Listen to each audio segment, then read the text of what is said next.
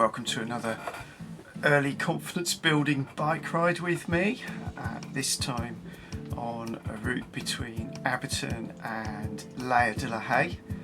It's out for about half an hour and made a point of going out in a different part of the day, on a weekday, mid to late morning, knowing that there would be quite a bit more traffic. It wasn't terribly busy, wasn't as busy as I thought it would be, but really just boosting the confidence, mixing with faster and heavier traffic.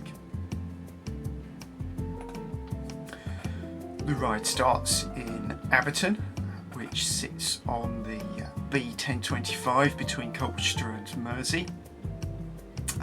Abberton has a population of between 400 and 500, and it dates from before the Norman conquest. It's an ancient village. It's now part of the larger village of Abberton and Langenhoe that has a combined population of around 1,000. Abberton, of course, is best known for the nearby reservoir that sits between Abberton, Peldon and Haye de la Haye, which is our destination on this ride.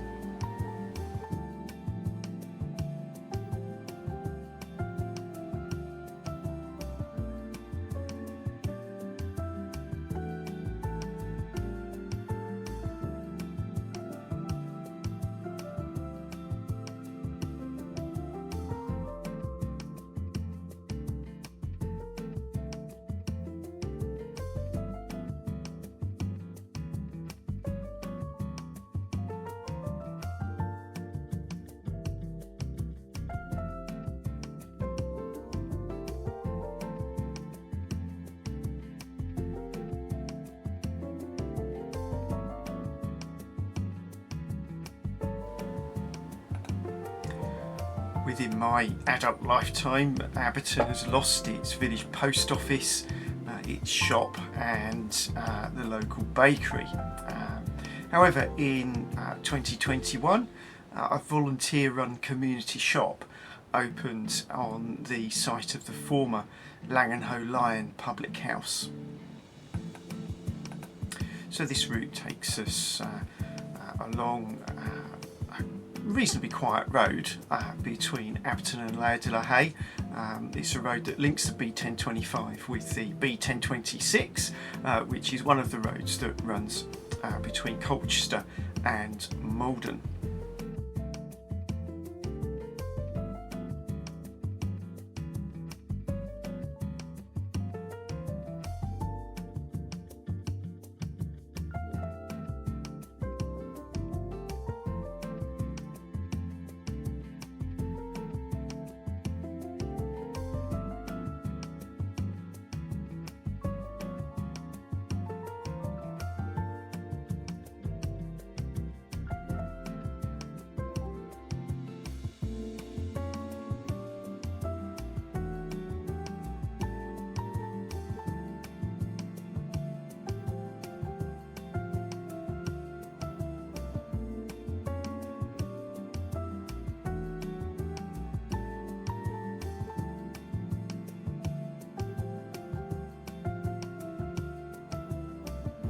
It's quite a challenging road in terms of twists and turns and some elevation.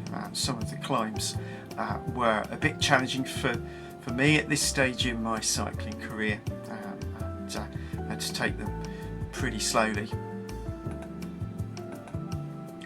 I focused on the other vehicles that I interacted with on this journey. As I said, it's a confidence building bike ride, and one of the worst things getting back on the bike after all this time is having vehicles come up behind on faster roads. This is a national speed limit road predominantly, apart from inside the villages, and I was overtaken by several cars and a couple of vans. I have to say, all of those drivers treated me with consideration and overtook with plenty of space in case I had a wobble, and I really appreciated that.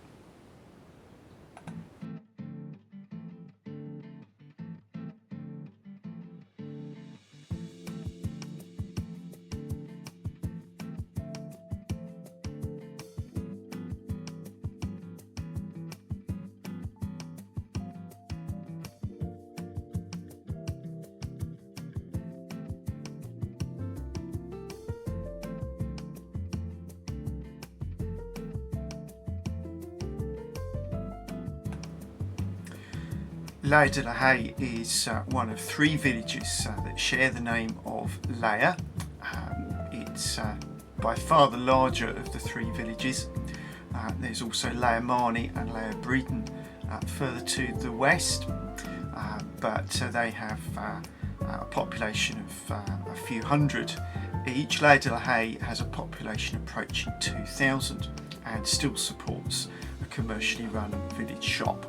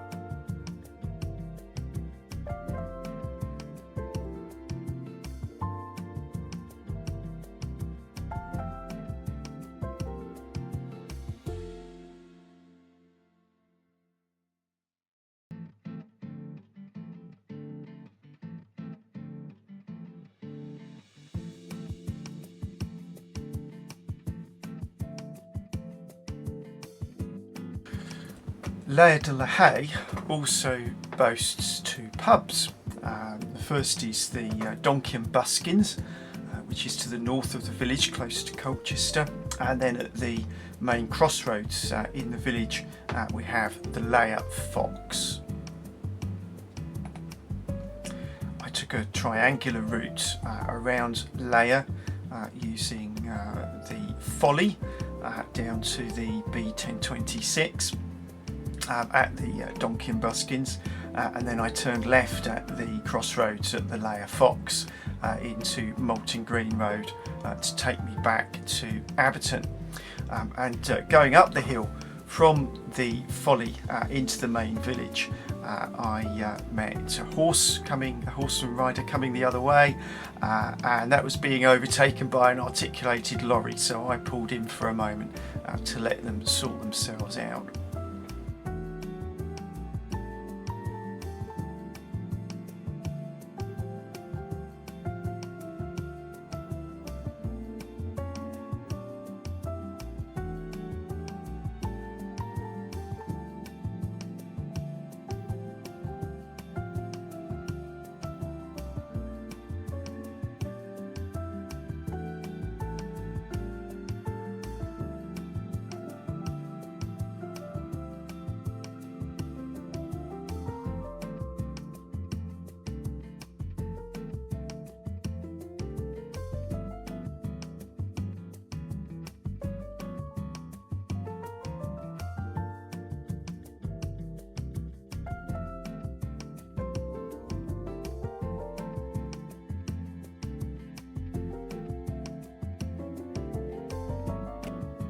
Some children were having their cycling proficiency training as I rode through Laye.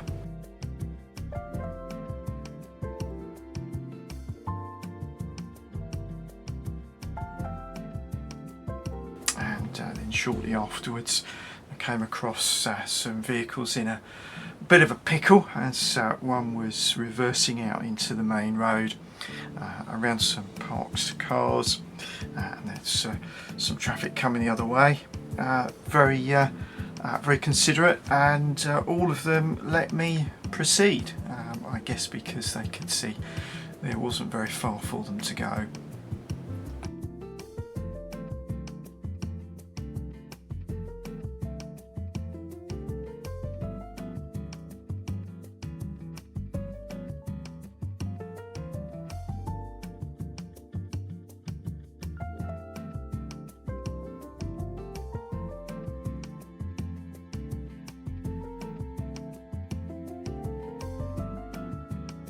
and I really want to highlight the patience of some of the drivers who caught me at those inopportune times on the way back.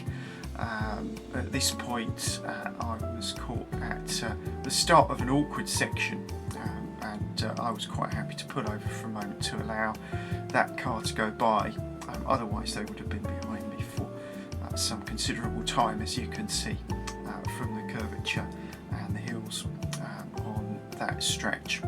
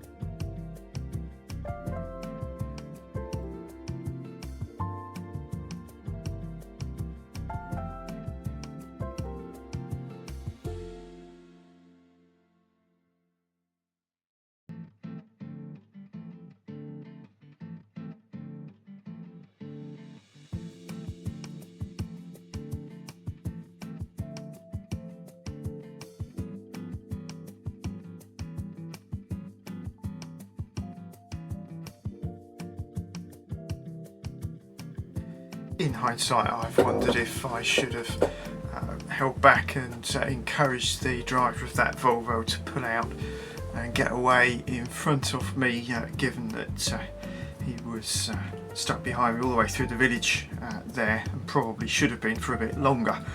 It wasn't the ideal place to overtake. But I'm not always comfortable to reverse priority because it can cause confusion. And I think if he'd had his wits about him, he could have got out a good few seconds before I arrived at that junction.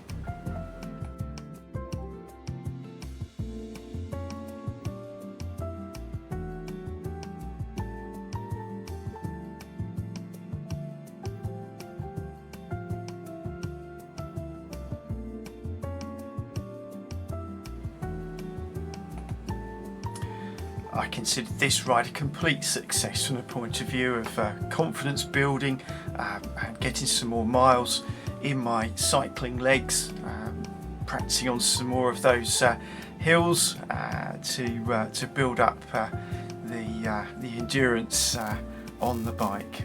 So for a 30-minute ride, it ticked all the boxes and I'm very pleased with it.